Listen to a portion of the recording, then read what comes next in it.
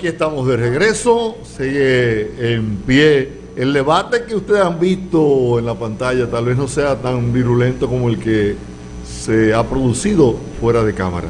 Yo aspiro a que continuemos debatiendo y que cada quien pueda plantear soluciones desde el punto de vista local que puede producirse, que lo que más nos conviene ante esta situación, y que ojalá tomemos la mejor decisión en términos oficiales. Mira, hay un término que no se utiliza tanto, se llama aporofobia. La gente no la utiliza tanto. Aporofobia es la fobia a la pobreza.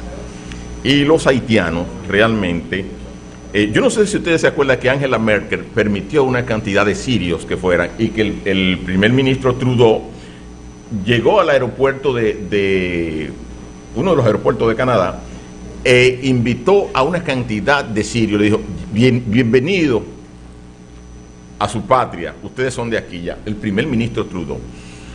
La aporofobia es un asunto que no solamente existe en la República Dominicana. Nosotros le tenemos fobia a los haitianos, que lo que traen es pobreza, porque la pobreza es sinónimo de falta de educación, y los haitianos tienen el problema de que viven en las mismas condiciones que vivían como cuando fueron cazados. Yo fui cazado con mis ancestros, pues nosotros somos negros todos en África. Los haitianos, una gran parte de los haitianos no han evolucionado, no se han podido educar. Entonces, por ejemplo, es muy difícil, y ahí entro, que el primer ministro Trudeau o que la canciller Merkel, que ambos recibieron una cantidad importante de refugiados sirios, puedan decir lo mismo, de que la República Dominicana no puede, con la cantidad, una oleada, si ocurriera, de refugiados haitianos, envíame una cantidad para acá. Pues no son ni blancos, y son por la pobreza que da la falta de educación. O sea, no son negros, pero además no son educados. O sea, y nosotros ya tenemos bastante haitianos sin educación en todos los sectores, que, por ejemplo, cuando tú ves a Friusa, el hoyo de Friusa, si ustedes ven, eso es Haití, y en las condiciones que se vive en ese lugar. Entonces, la República Dominicana, en este momento, si entraran 500 o 300.000 haitianos, no tiene forma donde poner eso. Y en el caso del presidente Abinader, lo que debe, como bien probable que los organismos internacionales le vuelvan a solicitar, como decía ahorita del embajador Pastorino a Joaquín Balaguer, le quieran solicitar que se haga campos de refugiados en la República Dominicana en el caso de que hayan pobladas. Y lo que tendría el presidente Abinader que decir lo mismo: yo puedo aportar muchísimo, todo lo que podamos, que no es tantas cosas, los dominicanos, pero hagan, al cruzar el masacre, o al cruzar cualquiera de los ríos, al cruzar la frontera, y nosotros apoyamos, o como se ha hablado en múltiples ocasiones, y también para el caso de la parturienta, nosotros aportamos un hospital al cruzar la frontera, porque para nosotros tener el 50 o el 60% de las camas de los hospitales de la República Dominicana, con un 50% de parturienta, vamos a llevarlo para la frontera y ponemos esos médicos que trabajan en eso ahí. No lo tenemos en la República Dominicana. Démosle la bienvenida con un aplauso a Nery Martínez, que está con nosotros. El público aplaude porque es parte ya del staff del programa. Bienvenida, Nery. ¿Cómo estás? Y tenemos equidad de género aquí hoy. Sí, claro, dos y dos. Estamos cambiando. ¿Cómo va el ayuntamiento? ¿Cómo marcha? Mira, bien. Entiendo que hoy es un día para hablar de Haití. El escenario ha cambiado hoy. Correcto. Nadie sabe al día siguiente lo que era. Exactamente. Bueno, yo traía en mente tocar el tema antes de conocer esta noticia. Traía el tema de la retirada norteamericana de Afganistán, como usted... Afganistán, sí, la retirada de Afganistán. Es experto en el tema. Y Willy Rodríguez, sí, que también lo opacó que ha sido una gran pérdida. Bueno, aquí apenas se ha hablado de Willy, imagínate. Del caso de Afganistán. De Afganistán, claro. Que fue una promesa vieja de Estados Unidos. Sí, desde el tiempo de Obama. Desde el tiempo de Obama. Desde el tiempo de Obama era sacar las tropas de Afganistán, que parece que es un error, que aparente un error. No se consiguió nada, realmente no se consiguió nada, sacar los talibanes y hacer... Por el contrario. Por el contrario. Ahora, nunca apostar a la paz será un error. Lo que pasa es que hay que hacer un análisis con eso. Hay que hacer un análisis con eso, porque muchas veces hay que chequear cuál es la paz, porque mira esos 3 eventos, y discúlpame que nos salimos un poquito del tema. Saddam Hussein, tú tienes a Siria con Bashar al-Assad, tú tienes van 2, y para hacer 4, tenemos a Afganistán con los talibanes, y tenemos a Muammar al-Gaddafi en Libia. Entonces tú dices... ¿Usted está proponiendo por un gobierno fuerte en Haití? No, bueno, Haití no puede funcionar sin un gobierno de fuerza, con yo no sé si casi una dictadura, no una dictadura, pero un gobierno muy fuerte, pero y ya te doy, Neri. Yo no sé qué podía ser peor. Sí, acuérdate que cuando se quita, cuando las fuerzas internacionales, la ONU, o la OTAN más bien, sacan a Muammar al-Gaddafi, sí, Muammar al-Gaddafi estaba masacrando a la oposición, sí. Entonces yo no sé si eso era peor que lo que ha ocurrido, porque lo que ha ocurrido es muy malo, por decirte algo. Sí, correcto. Había más control, ¿verdad? Claro. Siria es un país donde no había pobre. Sí. Perdón, Libia era un país donde no había pobre. Muammar al-Gaddafi eliminó la pobreza, que anterior a eso, por ejemplo, ahí estaba el rey Idris, antes de Muammar al-Gaddafi. El rey Idris era una monarquía donde, como ocurre con la mayor parte de la monarquía de sus pueblos árabes, que el petróleo solamente lo había hecho rico, y con Gaddafi realmente, aunque Gaddafi tenía todo el dinero del mundo, acuérdate que era inversionista en una gran cantidad de empresas importantes italianas, pues también ese dinero llegó a la población. Nos devolvemos para acá. Nos devolvemos, porque nosotros vivimos tan cerca y tan lejos de Haití. Sí. Tan lejos porque seguro que ninguno de nosotros 4, tal vez, yo no he ido a Haití nunca. Yo he entrado a Zapitre. Yo he ido 2 veces. ¿Y tú, Neris? Yo no, tuve visa y me devolví. Incluso Ronald, mi amigo Ronald Beldor de la embajada me invitó, Neri, no hay problema. Digo yo, no, déjame aquí. Pero mira, yo creo que la muerte hoy del presidente de Haití abre un nuevo escenario de meditación para América Latina, porque pienso que ha sido la forma más drástica de tratar a un presidente. Porque los haitianos evidentemente no barajan pleito. Y creo, si nosotros nos ponemos a evaluar todos los presidentes de América Latina, todos, de los últimos 10 años, todos han estado o están presos. Y se habla de una crisis presidencial en América Latina. Ayer, si pueden ver un video que circuló de Colombia, del presidente de Colombia en las redes, que le iban a tumbar la puerta y él salió corriendo. La crisis a partir del socialismo del siglo XXI. Bueno, es que ahí que tenemos otro tema. O sea, el socialismo del siglo XXI es una revolución. Eso es un asunto bien complicado. Por ejemplo, tú tienes que lo más probable es que Colombia tenga giro a la izquierda. Tú tienes a Perú, donde hay prácticamente una guerra civil. Perú, cualquiera de los 2 elementos que ocurran. Muchas experiencias ingratas. Sí, entonces tú tienes a Chile, que lo más probable es que vaya a la izquierda. Tú tienes en izquierda, Bolivia. bueno, tú tienes a Bolivia en izquierda. Como alineados, Venezuela. todos los países Entonces, en el mismo Pero con crisis. con crisis. Con crisis. Bueno, la crisis fundamentalmente es de Bolivia. Es de Bolivia. Venezuela. Venezuela, la crisis fundamental, porque tú tienes, por ejemplo, a López Obrador, que es una izquierda, aunque es una izquierda menos beligerante que las demás izquierdas. Y López Obrador era miembro del Partido de la Revolución Democrática de México, que no era una izquierda tan radical como tú vas a decir a Pedro Castillo, que es el brazo que pone Vladimir Cerrón, que es un señor que... Uno le desea suerte. O sea, Vladimir Cerrón se educó en Cuba, o no se educó, estudió medicina en Cuba, y es el dueño del partido Perú Libre. Y imagínate, no hay forma, o sea, Perú no tiene forma de ¿Tiene salir. esperanza Perú con el presidente? ¿Con el nuevo presidente? Con Castillo, ¿no? Y entonces, pero tú tienes también a Keiko Fujimori, que ya es una ultraderecha que también... No había salida.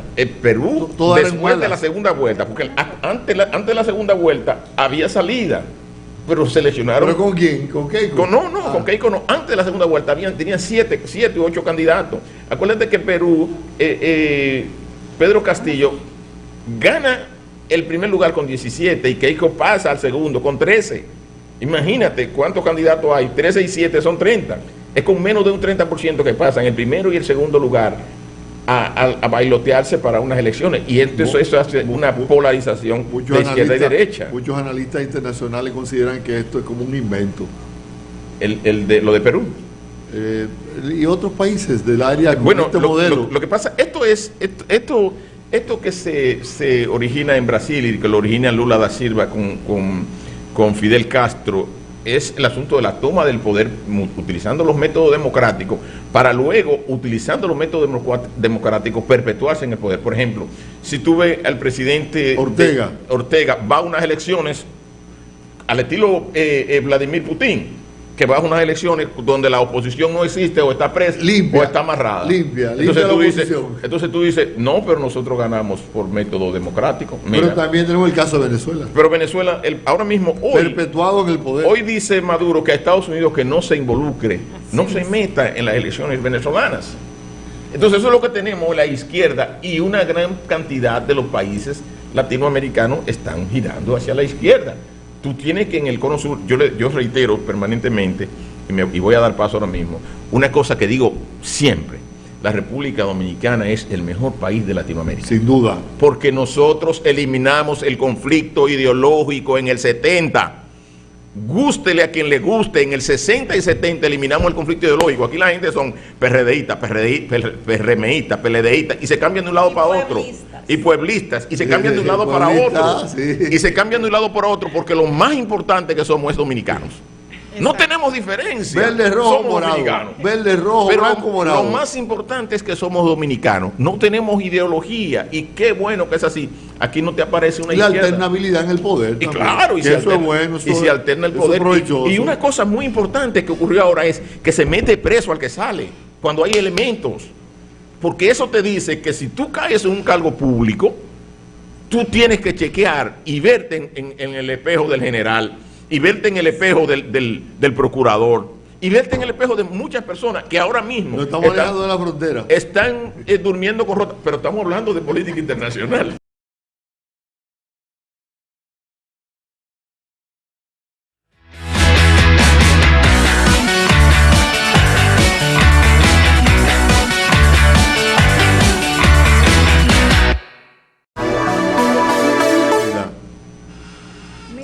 La municipalidad hoy, bueno, en todo el país, con lo que ha pasado en Haití, enfrentará otros desafíos, porque evidentemente se van produciendo migración. De hecho, nosotros estamos minados de haitianos. Y hoy, este país, ante las condiciones de vulnerabilidad que está, o sea, a nosotros nos pasará como el cuento del niño, el burro y el viejo. Si lo bajas del burro eres injusta, si lo subes, entonces vendrán días difíciles para nosotros que esperemos que los alcaldes a nivel nacional puedan manejar esta situación, porque ya República Dominicana está lleno, señores, hasta Gaspar Hernández. Yo fui el otro día a Gaspar Hernández y digo yo, pero ¿y todo esto haitiano? Una cosa impresionante, pero tendremos grandes desafíos ahora a partir del día de hoy. Es más incómodo para un africano llegar a España que para un haitiano llegar a República Dominicana, y allá están llenos de africanos, sobre todo de marroquíes. Y más peligroso.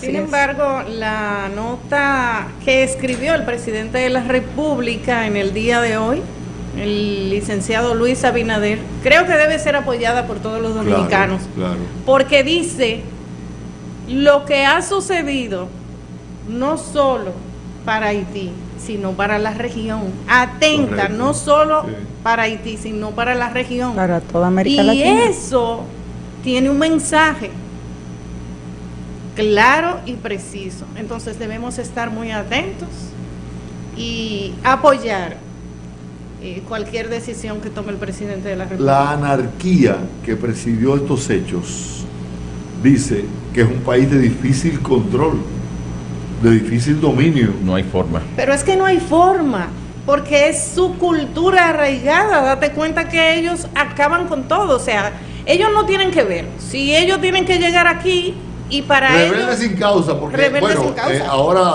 se evidencia de que se dirimen muchos asuntos que son de carácter de narcotráfico, ¿no?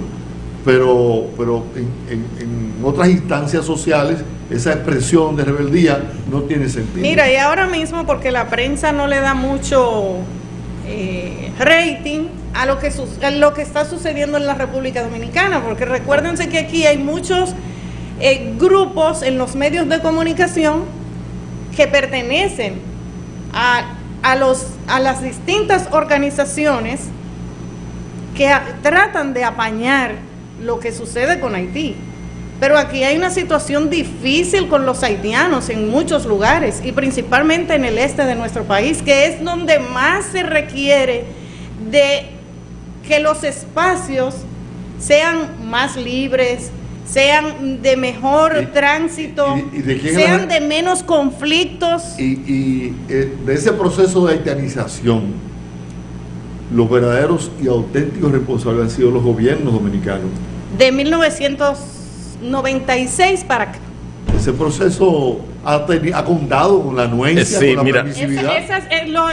Escúchame, los estudios que yo he podido realizar, porque ha sido un tema en el que yo he vivido todo el tiempo involucrada, por la gran preocupación cuando yo llego a La Romana en 1993, que yo empiezo a conocer cómo se agrupan los haitianos y la cantidad, y yo me encontré con que, wow, yo no conocía a los haitianos, pero allí ya estaban estableciéndose, y terrenos de las afueras estaban siendo ocupados por haitianos en ese entonces. Pero cuando vengo aquí a la capital, a la universidad, me encuentro con que los haitianos también están agrupándose en la zona colonial. Y comienzo a hacer unos estudios. Y a mí me llamó un profesor y me dijo, tienes que tener mucho cuidado, porque te pueden matar. Así, yo con 20 y pico de años, pero igual yo seguí. No conseguí ningún apoyo de nadie, pero sí, realmente aquí hay un problema con eso. Y de 1996 para acá, se le dio rienda suelta a la entrada de los haitianos sin salida, porque antes Balaguer les permitía venir a trabajar, y cuando se terminaba la zafra los sacaban, ¿sí o no? Sí, claro. Y la verdad que se da un caso extraño con los haitianos, porque ellos son más celosos de su territorio que nosotros en nuestro. Así mismo. Aquí los ilegales se exhiben en la calle, y son bien tratados. Esa es la realidad. Ahora allá los ilegales se trancan. Entonces, ¿qué fue lo que hubo?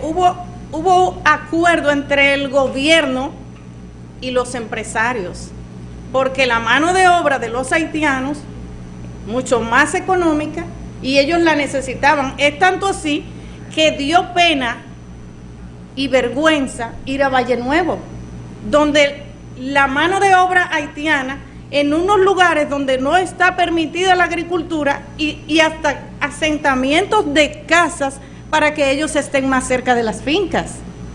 Entonces es una realidad muy compleja la que nosotros tenemos aquí, que mucha gente no quiere hablar de eso, y que mucha gente se ha hecho el ciego con estos asuntos.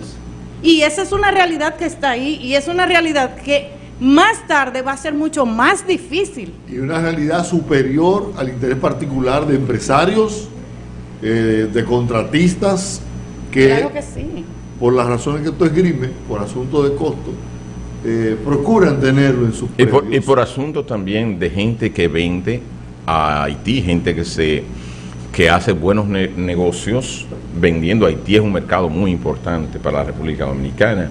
Imagínate que los principales empresarios que exportan a Haití se opongan a cualquier cosa de esto.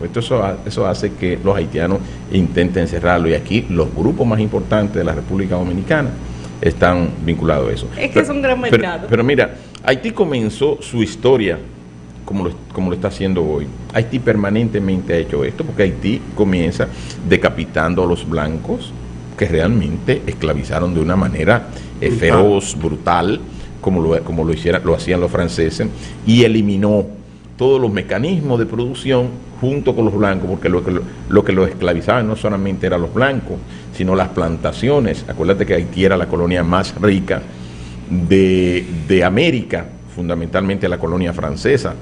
Entonces Haití, a partir de ahí, que hizo una nación que era enteramente negra, donde los blancos no podían tener ningún mecanismo de producción. Escúchame, ¿cuántos ingenios tenía Haití?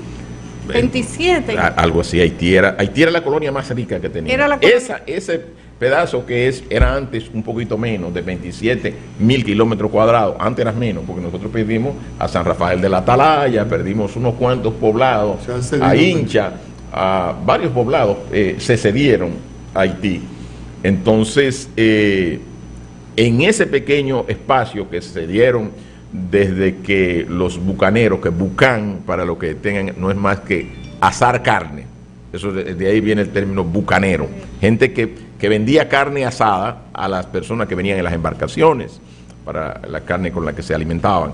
Y entonces, desde ese tiempo, y que después la ocupan los franceses y hacen ahí, la ocupan y después se lo ceden en todas aquellas transacciones que hicieron los tratados que hicieron los españoles con los franceses, en toda aquella guerra que se dieron.